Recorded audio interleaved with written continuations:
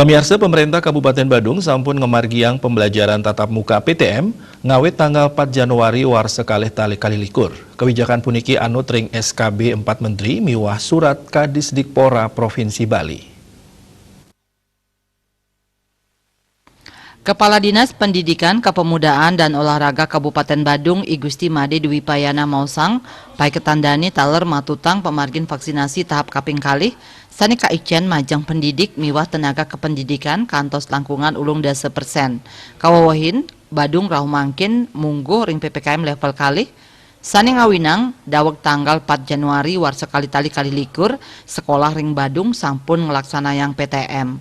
Manut Dani, wilangan peserta didik sani rauh kauningin 100%, sejabaning majeng satuan pendidikan antuk peserta didik sani ngelangkungin kapasitas rombel, pacang kaslehin malih, Mang Dani stata negepin prokes. Indik galah melajah, taler sampun kedabdabin, inggih punika piniswe kantos 6 jam pelajaran arahina, mararian kali 10 menit ring widangan sekolah. Mantan Kepala Bagian Pengadaan Barang dan Jasa Kabupaten Badung puniki taler nugesang, sekolah nenten kedadosang muka kantin sekolah. Siswa mangde makte bekel saking jero. Ring pemargin PTM puniki, taler kemargiang monitoring miwah evaluasi, sane mata tujon si denes pengelola COVID-19. Parwata Bali Pos Nguningayang.